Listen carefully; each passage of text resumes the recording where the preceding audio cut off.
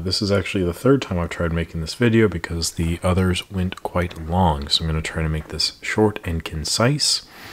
And it is another roll review video for the roll I shot of Ilford HP4. This of course expired in January of 1979. It's 400 speed film.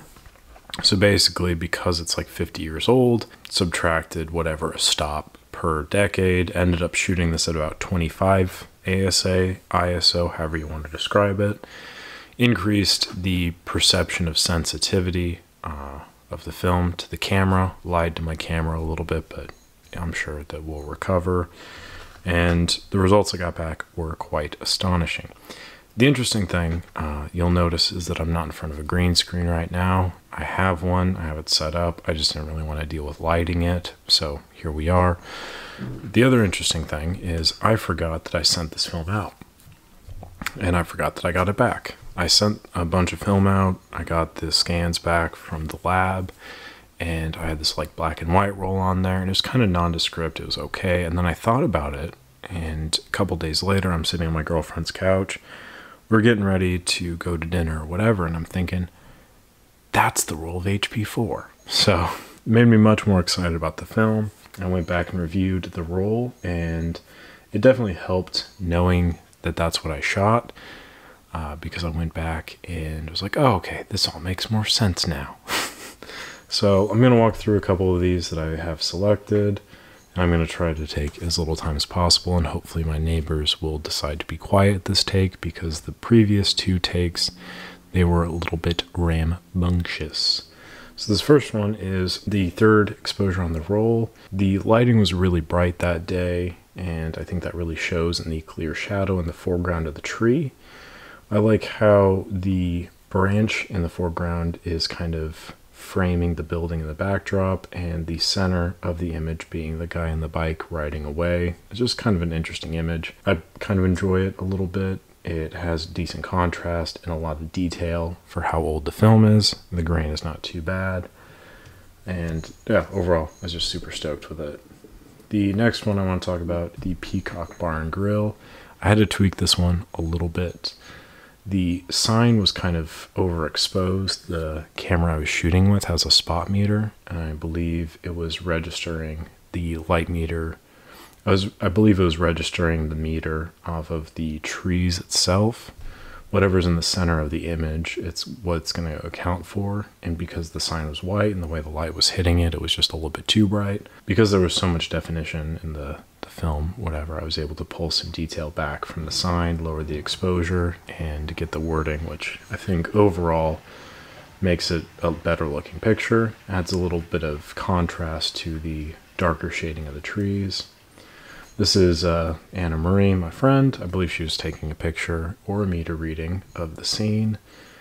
And the only thing I would change about this image is the half doofus I have on the right frame here. He's probably a nice guy, you know, God bless him, wish him the best, but it is the year 2023. I thought we were kind of over the whole hats backward thing. But I guess I was wrong. I don't know. I'm out of touch. And also it's a college town, so that should be taken into account. But, you know, it's just, I never thought that was a great look. There goes the neighbors. All right. That being said, though, the main focal point of the image here is my friend. And I do think that I was shooting this pretty wide open, I believe, either 4, 5, 6 or something like that. And you can just see the depth of field is very shallow. It's a 50mm lens, and I think it really creates a nice detail to the image. There's a little bit of hair light here on the top of her head, and overall the grain is there, but it's very soft. It's not too present, and I do think that I don't know, I just think it looks really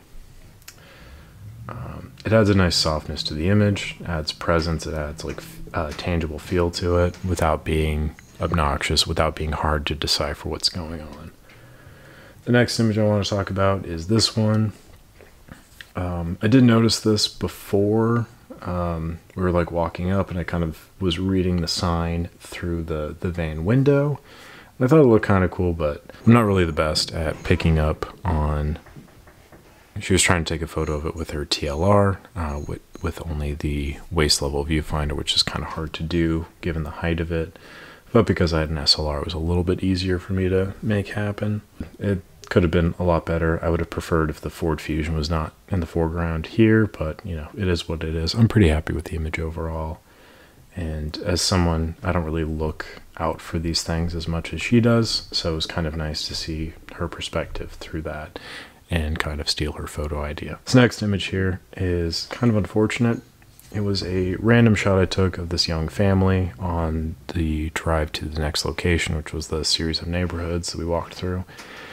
And it's kind of unfortunate timing because the counterweight of the railroad crossing arm is kind of cutting off the woman. So I think it's safe to say that the mother is out of the picture on this one. Stupid. Anyway, this picture here I find to be kind of interesting, namely because I don't really like car photography, but I do think that this is a nice photo that happens to have a car in it. The way that the light was coming in over the top of the house, casting down on the bush here, is adds a nice detail, and in contrast to the shadowy part of the image and the darker side of the back garage here. But then also looking at the detail on the tree in the background here, like it is so crisp. You can see the little pools of light. I just think it's really impressive. I'm really happy with that. And then if you compare that to this image here, it's interesting because the contrast is so much harsher. There is these really dark shadows in the bushes, and then the front of the house here is completely blown out.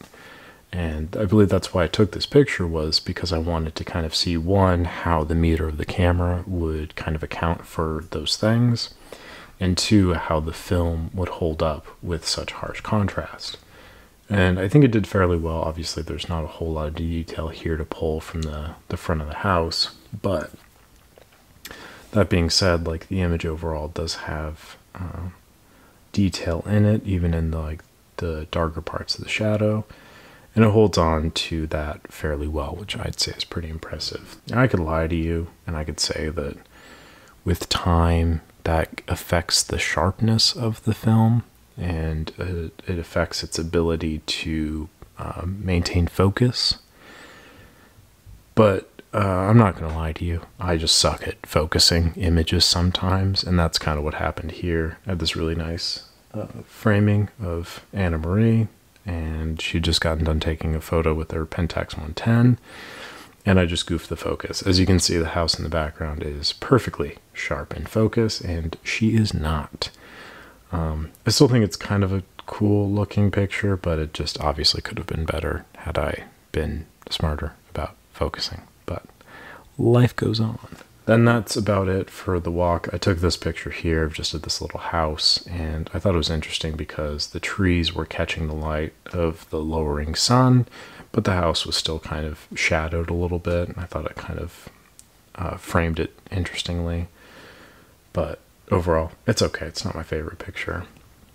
That kind of wraps it up for our little photo walk. There was two other images I wanted to talk about that are unrelated to this, but they were on the same roll of film, and I want to talk about them for specific reasons, so I'm just going to go over to those.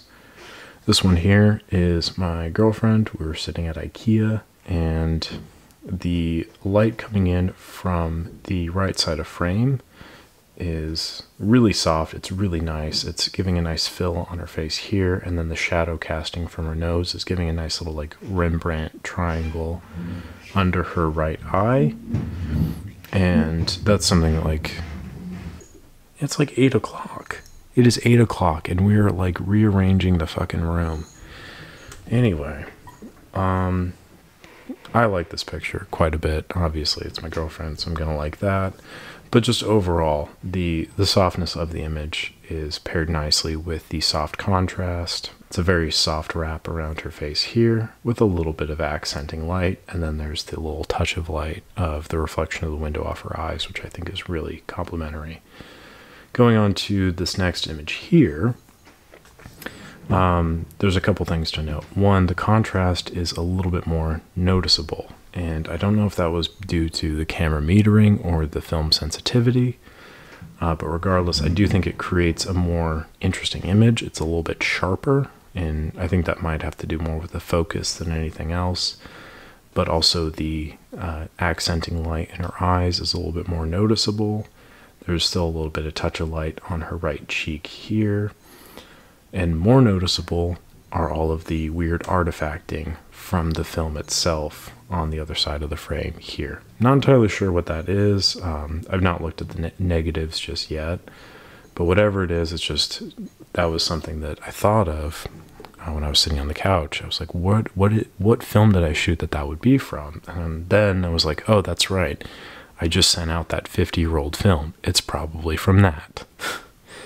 Which is kind of a silly thought to have because it seems obvious at the time. Well, it seems obvious now, but at the time it was this huge revelation. It made me really excited because I was just thinking like how sharp this image is and how detailed it is and how good it looks, really, in my opinion, is all from film that was produced and manufactured decades before I was even a thought, you know? So I think it really created a nice couple of images. I have a couple more rolls of this that I will like to shoot through at some point in time, but in terms of just what does HP4 look like, I think that gives a pretty decent idea. I try to take it through a variety of different settings in order to shoot it as well as I could. But that being said, I was kind of toting around my Blackmagic at the time and then also the camera, so it was a little bit hard to kind of juggle all of those things. But yeah, there's a few images in there that I'm like pretty proud of. I'm pretty glad that I got. There's a couple others that I'd like to tweak and change and maybe would have rather just not taken. But that being said, I do hope that this helps in some way, illuminate you to the glory of expired film. It is a rare commodity and only becoming more rare. They're not producing any more expired film. So, and more people are trying to shoot it because it used to be pretty cheap and now it is not. But anyway, I think that's about it. I'm trying to think if there's any other points that I wanted to address. I can't think of any. I hope you enjoyed some of these images. If you have any questions, comments, or concerns, make sure to let me know below, and I'll try to get back to you as soon as I can. Overall, yeah, I'm pretty stoked with the pictures. I hope you enjoyed them. I'll probably post a couple more of them. I might write a little article about it. I don't know yet. We'll find out. But I just want to thank you very much for watching, liking the video. If you missed the photo walk video, be sure to check that out as well. I'll put the link for that down below. And it'll also be the video that I posted the day before this. So that's it though. Thank you so much for watching. I'll catch you on the next one.